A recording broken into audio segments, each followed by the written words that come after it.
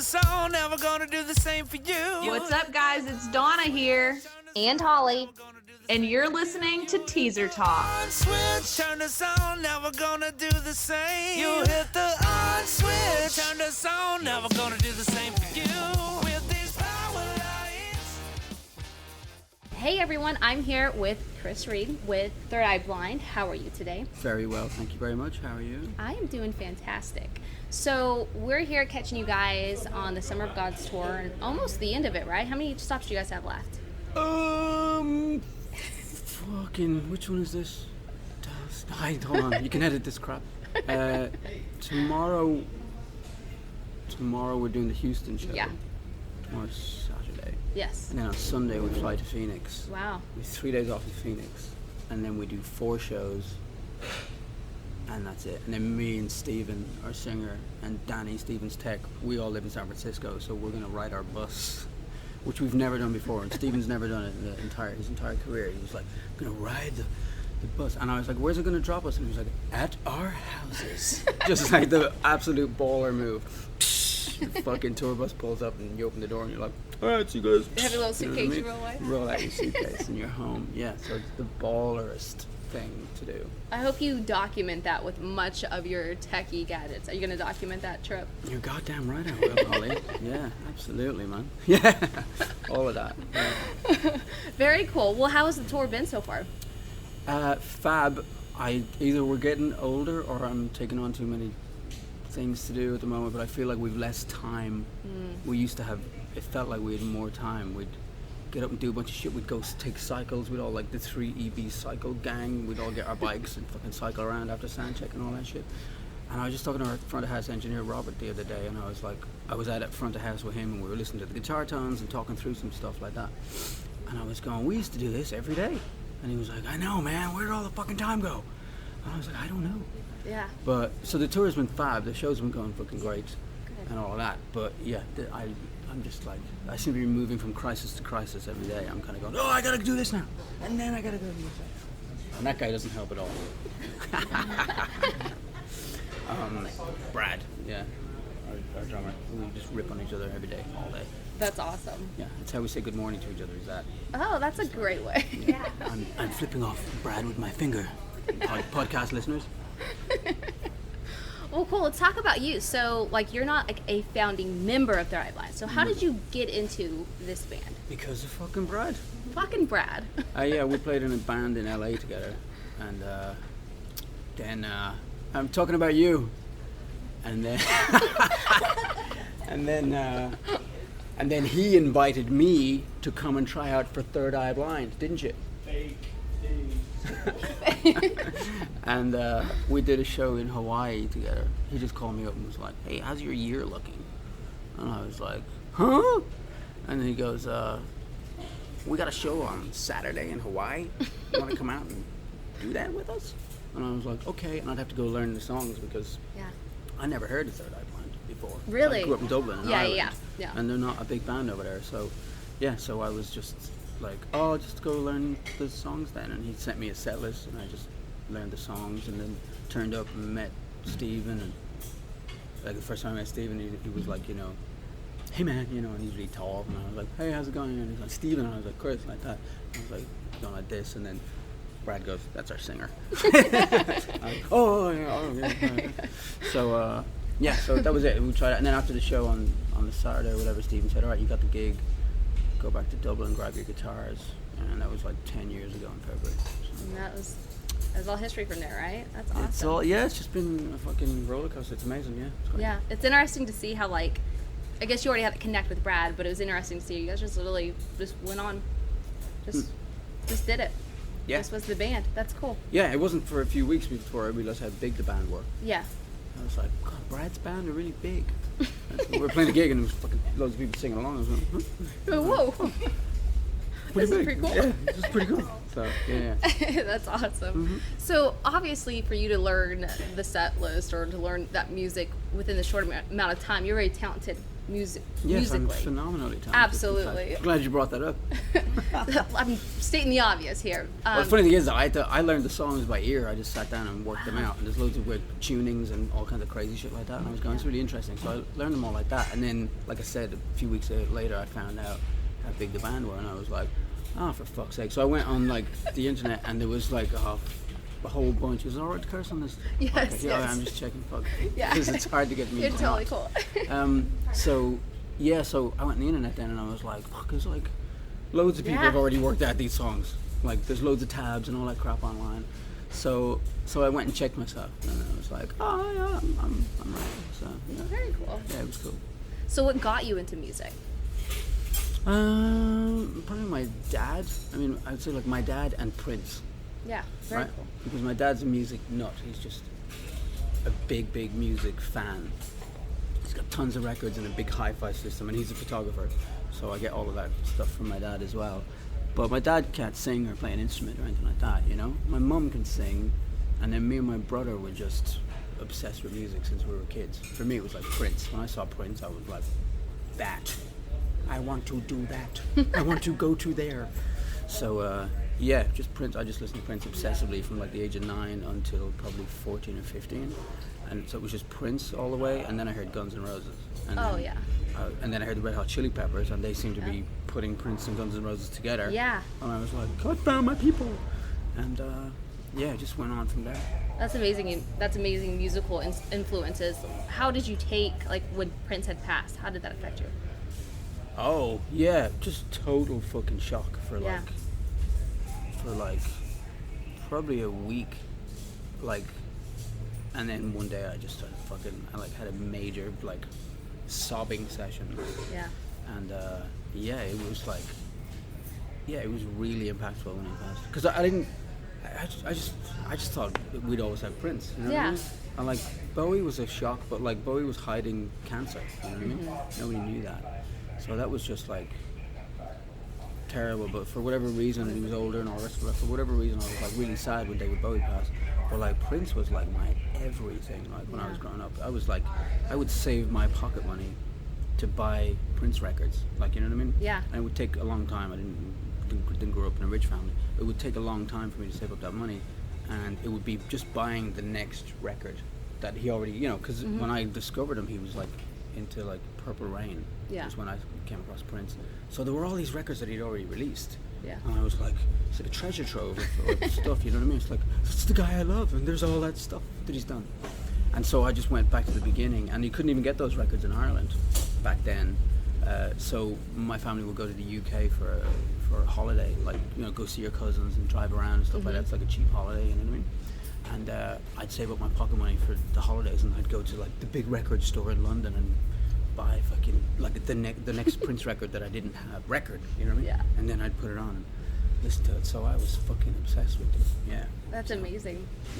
Yeah. It's funny you said that because, like, similarly to you, we grew up with little to no money, and my mom would always, around tax time, that was our Christmas in April, and so she'd get a tax refund, she'd give us money. Well, me and my sister, we had, I don't know, $10 put together, I think, and it was like, we were a big ball on it in Hastings, which is a music place, and we dug and dug and dug, and that's the first time I listened to Third Eye Blind. Was we had found an EP. It was like a $3 sampler, and like 3 songs of Third Eye Blind. We're cheap. So, well, like back then, though, this is a little bit, like, this is in the 90s, but Oh, right. after that we were hooked. We played that cassette until it was like the ribbon had stripped, like it was broke. I heard a brilliant story the other day about Jimmy Eat World. So we're big fans of Jimmy Eat World. I used to go see them play years ago in London. And I was telling Jim, the singer, I was like, man, massive fan of your band. Saw you open up for Weezer in London. And he was like, oh, no way, that was our first time in Europe, and blah, blah, all this kind of stuff like that. So some mates of mine were telling me the other night, we did like a rig rundown for Premier Guitar. Sorry. We did a rig rundown for Premier Guitar a few days ago, and the guys were there, and they said, we were talking about Jimmy Eat World for a minute, and they said that album, Bleed American, when it came out, he said it was when he was moving to Dallas, right? And I can't remember where he grew up, New York or something. So he was going to drive from New York to Dallas with his stuff. Him and his mate, they were moving, and it was like, this is it, we're going moving to Dallas, right? And they put the CD into the CD player. They had just gotten it. Like, let's check out this Jimmy Moore. Yeah, cool, bro. Yeah, stuck it in, right? And they were listening to it, and they're driving along, going, yeah, it's fucking cool, right? And it was like an 18-hour drive, some shit like that. And they were taking turns, and the fucking CD player broke, so it wouldn't eject the CD. So they only had the one CD to listen to for the entire trip. And he said they listened to it just on repeat, non-stop for the whole fucking trip. And when they arrived in Dallas, they pulled in, and they went fucking. They like smoked the joint and played it again when they arrived, because they were just in love with it now completely. You know what I mean? So yeah. That's an amazing story. That's funny. So talking about like Prince and how that affected you, it really makes you think as a musician. Obviously, I'm not a musician, but I could assume that it makes you think about your legacy as an artist, right? Because Prince is no longer here, but although his music is. Yeah. Like, what do you think about, like, I mean, obviously it's super cool that you're doing a bunch of like documentation, whether it be like podcast, video. I saw the other day you had posted about a podcast coming soon. Yeah. So let's talk about like legacy and like as a musician, what you would like for the world to see and hear after you're gone. Jesus, good work, I suppose. You know what I mean? And that's why probably I do kind of document a lot of what we do in the YouTube series and all that stuff that I've done, which I need to get back into. But and the podcast and stuff like that, because I think it's important. I think it's good work, and I think that I'm first and foremost a fan of music. Yeah. So that behind the scenes, when you can pull back the curtain and see how the sausage is made, you know, I think I'm that's shit that I would watch. So if like my favorite band were on tour and their guitar player wanted to fucking make little videos about what it's like being on tour, I'd watch the shit out of that, you know what I mean? So so that was kind of my motivation for kind of documenting all the stuff. And then the toys are just like, you know, those companies give me all these great toys, and then they're just, so it just gets slightly better every year. It's like the production quality is a little bit better. So yeah, I think it's important to document that stuff. I think it's worth preserving. Stephen isn't nostalgic at all, so he has a tendency to kind of just walk through all of that, you know what I mean? But for sure, like, it's come in very beneficial to us, because like there's been times where something has happened and it's like, did you get that on?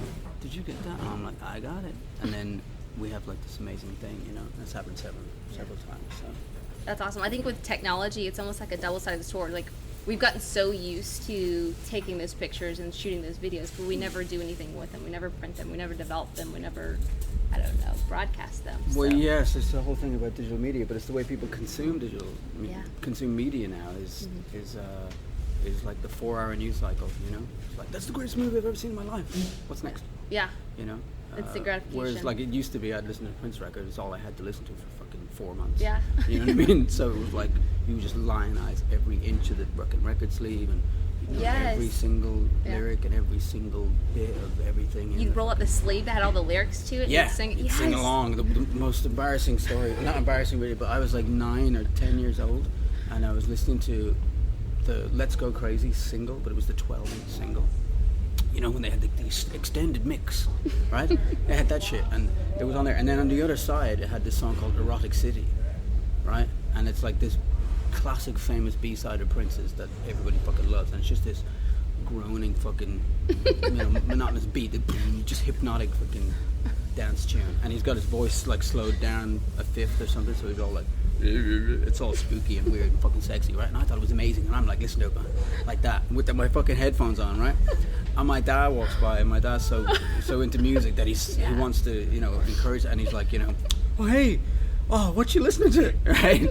So I go, oh, it's the Prince single. And my dad's like, oh yeah. And he takes it like this, and he goes like, yeah, great. And it's like Prince on his motorbike on the front. And my dad's going, like this. And I said, I'm listening to the B-side. It's called Erotic City. And I could see my dad turn it over, and the other side it's like Erotic City, and it's like Prince like lying down on the bed, half naked or something like that. And I could just see my dad go, right, okay, right. And he just fucking hands it back to me, and I was like going, fuck. And then he left the room, and I was like, fuck. And I took out the dictionary and I looked up erotic to see what the fuck I was missing because I had no idea what that meant. Yeah. And it said of sexual pleasure. Yeah. And I didn't know what that meant either. Yeah. But I knew that it was bad. It was not PG-13. Yeah. Growing up Catholic in fucking Dublin, I was like, oh Jesus, I'm in trouble for this. You know what I mean? So, yeah. Oh man, you are packed of funny stories. That's awesome.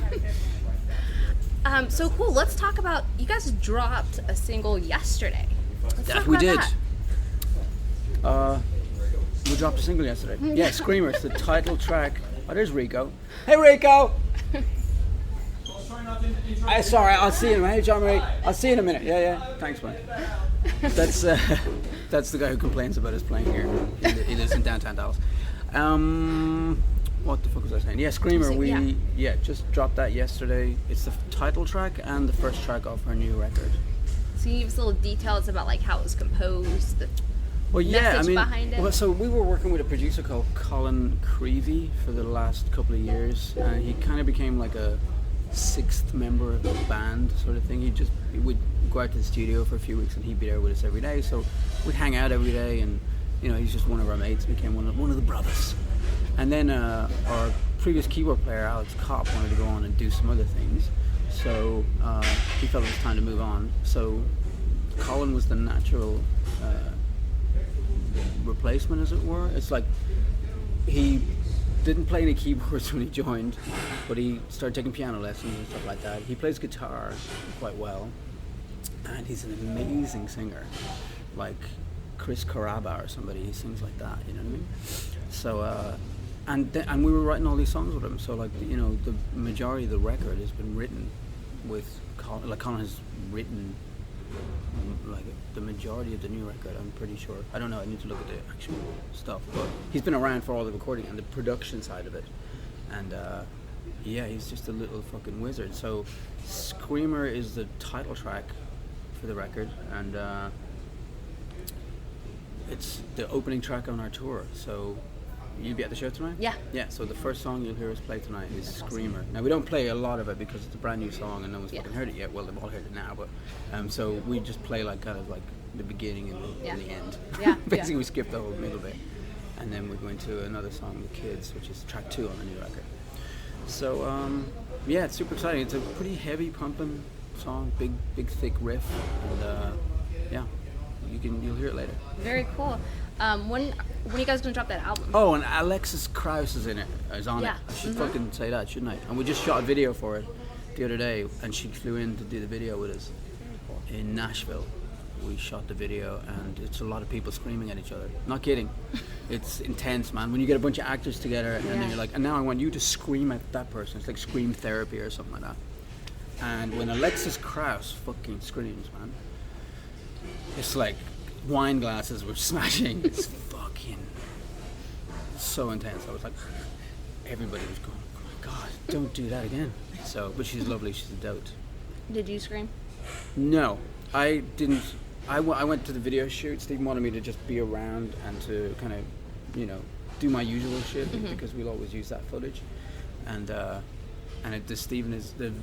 video has Steven in it and Colin is in it because he wanted to have like one of the band members as like an extra who he'll have an interaction with, and they scream at each other. And so Steven screams at Colin, and then Colin screams at Steven, and yeah, it was hilarious. It's not, you know, it's not supposed to be a funny video or anything like that, but I mean, you know, just like, you gotta admit, it is pretty fucking hilarious people screaming at each other. But, it's intense. So when do you guys anticipate on dropping the album? I know the release date. I don't know if we're announcing the release date yet. I think it was. I think it's been announced. It's October 21st. No, October 21st is the Dublin gig. It's October something. I think we're going to release it. It releases when we play ACL. Perfect. Austin City Limits. So that's probably not far away for you people, right? Yeah, no. Austin, yeah. It's like an hour flight, if that, or a 3-hour drive. Oh, okay, cool. So, I thought it would just be a drive. Yeah. I'm just going to go to Austin, you know. Yeah. So we do ACL, and I think we're going to do like a party after our show, and it'll be like the record release party. Yeah. So that's awesome. It'll be cool. But yeah, it sounds amazing. The record sounds incredible. The production on it is fucking. Colin's a little bit of a wizard. Don't tell him that. And it's funny that I say he's a wizard because he fucking looks like Harry Potter. Like, he looks mad like Harry Potter. If you see him walking by here, he walks like with his head in front of his body, like a fucking, like a what do you call those things? Like a penguin. Yeah. He walks like a fucking penguin like that. So if you see Harry Potter walking by like a penguin, That's probably him. that's Colin. Yeah. Yeah, He's that's unassuming but massively talented. So awesome. Other than you guys got tour going on, still going on. You've got your album coming in at the end of the year. Your awesome road trip that you got planned on the tour bus to home. What else do you guys have in store? Well, we'll be off for 3 weeks. We'll be off for 3. I'm probably going to go to Japan. I spent like half the year in Japan. I'm like the mayor of Tokyo. My friends call me now. They're like, aren't you the mayor there now? I'm like, yeah. So I'm going to go to Japan, and then on the 31st of August we fly back, and we do like a few shows here and there, and then ACL. Yeah, that'll bring us through September and that, and then ACL is October, and then straight after that we fly to Dublin. Fucking represent. And we start our European tour, so we're over there for a few weeks, and then when we finish that we've got like a day off, and then we start a US fall tour. Wow. And that'll take us through to December, so it's fucking non-stop. Yeah, and then we'll probably have a couple of weeks off, and then we'll be back in the studio. Maybe we're gonna do a few days in the studio in Austin as well, so yeah. Very cool. Well, so for listeners tuning in, what's the best way for them to follow your journey and then connect with you guys as far as like media and everything?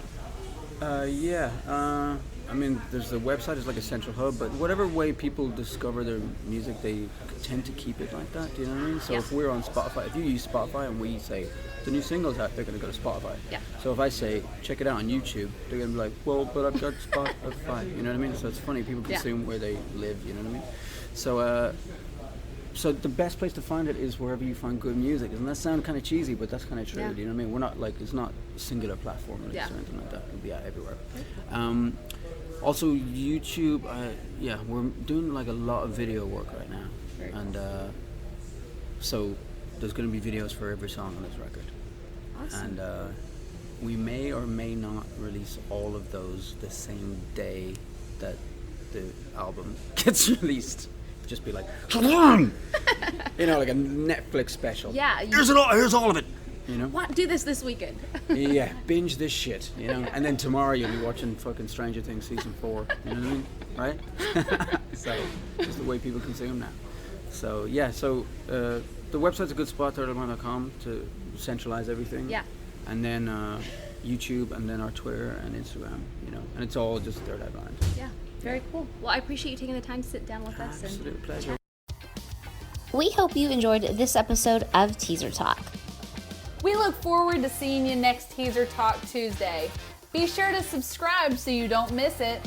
Make sure to follow us on Instagram and Facebook at Teaser Talk.